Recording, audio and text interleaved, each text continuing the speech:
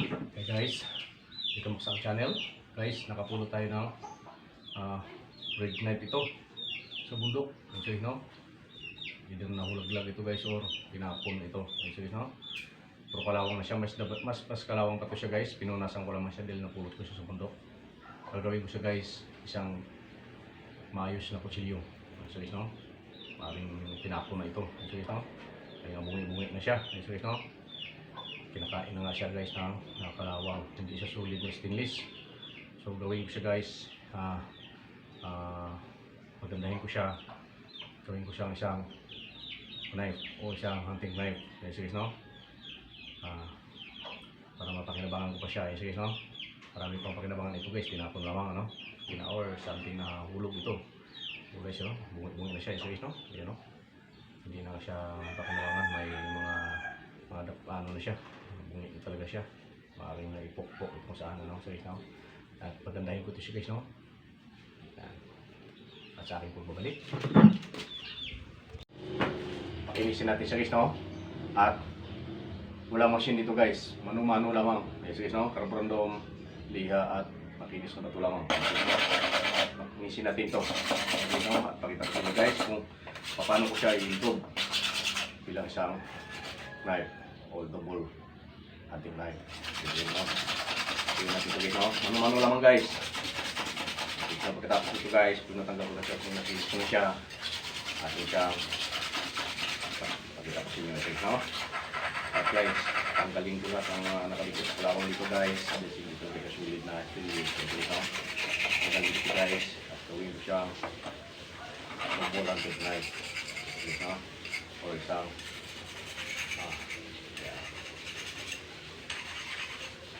techniques guys, no? Namana natin sa ating mga dulo. Ayan, at papakita ko sa inyo guys kung paano ko siya pakinisil, pangitan lamang na mano-mano guys. Walang machine. Walang machine guys, no? Nagigamitin dito. Namano siya guys. Sorry guys, mga 3 months na ito.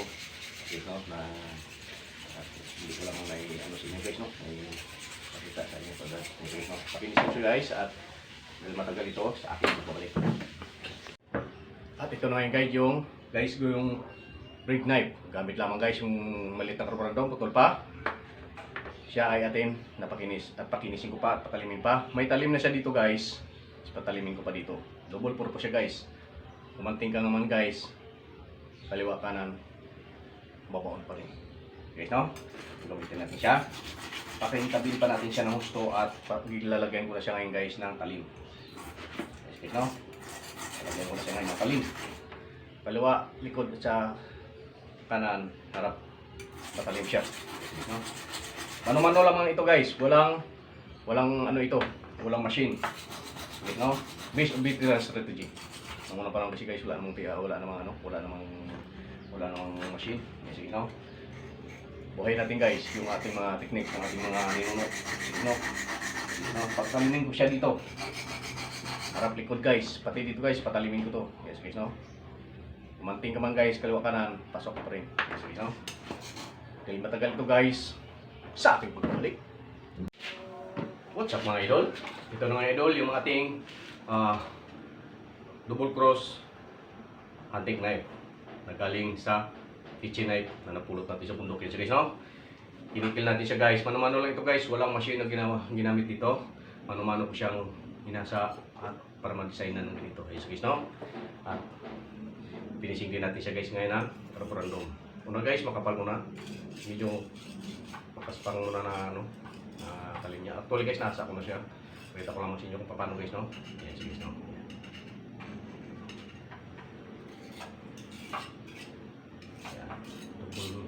Double blade na siya guys. At atin siyang i-finishing ng makinis na bato. Yes guys, no? Ganun guys yung technique sa mga nagpapatalim ka talaga ng chilyo. Yes guys, no? All subscribers and viewers, please be careful to use and handle this. Simple bread knife and a double cross hunting knife. My techniques. Yes guys, no? Yes guys, no? Yan. Magdandahan po sa pag-gaya nito at sa pag-ganit. Yes guys, no? Naway gamitin po sa tamang paraan yung aking mga techniques na ito. Yes guys, no? Namana ko pa sa aking brand pa. So guys, pinaghirapan natin guys. Ito guys, almost napulot natin siya. Inalagaan natin siya. Palugis, binabad ko siya sa kerosene. Tapos in-spray ko siya ng double para maano yung kanyang kalawang. Makita ninyo guys, mayroon pang bahagya yan. Hindi mo na siya guys pwedeng habulin kasi guys kung manipis na siya, lalo pa siya ninipis, hindi na guys accurate. So akin lamang siyang ayan siya guys, kung makita nyo may tama pa siyang hindi na guys pwedeng habulin paggawa nga ng masisira na siya. Yes guys, no? At dito din ganun. Yes guys, no? Ganoon mo na lamang siya. Yes guys, no? After guys, na ano natin siya, kaya maaring matagal dito sa bundok. Kaya atin siyang na-recover. Yes guys, no? Yan, yes guys, no? Ganun guys, ang magpatalim ng kutsilyo sa makinis na bato. Yan, yes guys, no? Yan, minana pa natin ito guys, ating mga verpa. No? Ito guys, is the best soldiers. Pulis. Sa mga pulis, mga soldiers natin. The best na ganitong technique ito guys. Pakita ko sa inyo guys kung paano gamitin ito. Itong ganitong klaseng technique na knife. Pakiusap gamitin po sa tamang paraan. Tignan itong techniques na ito na galing pa sa mga veteran technique. Itong galing ito klaseng technique. Kung bakal siya guys, magagawa rin ng paraan. Mag-share ako sa inyo guys ng mga iba-iba pang klaseng technique. Ito guys is napulot ko lang siya. Ayun guys, at nagawa natin siya ng paraan. Although siya ay butas-butas na at talagang hindi na kayang bulin. Ito guys is the best. Ito, kahit pa paano guys,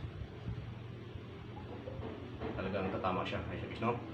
Ito double knife. Share ko sa inyo guys kung paano gamitin ito. Itong klaseng knife. For that, please subscribe, click notification bell, so follow my Facebook and TikTok. So guys, no? Ingatan po ang ganitong klaseng technique. So siya gamitin po sa tamang paraan. So guys, no? All soldiers and police, use this in a good reason. So guys, no? Itong ganitong techniques, shout out sa mga student natin. Yes guys, no? At mga student natin guys, no? Especially all soldiers and police. So guys, no? Itong ganitong technique guys is nagamit ito guys ng mga old warriors. Itong kalihing techniques na knife. Even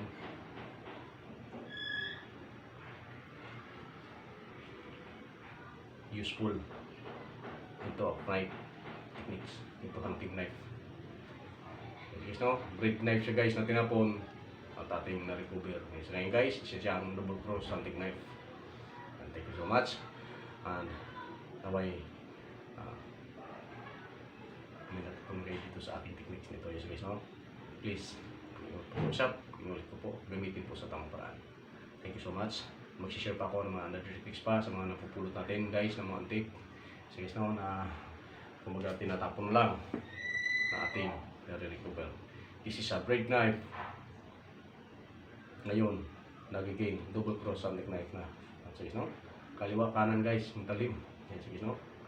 Yes, matalim siya guys. Yes guys, no?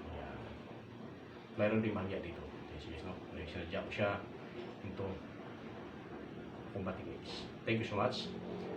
And may mag-like and comment sa mga yes guys, no? Itong techniques. Ito guys is pinaghirapang umulubos. Yes guys, no? Saan tayo nagkahagilap, gagamit lamang. Yes guys, no? Para may pakita ko sa inyo. Thank you so much.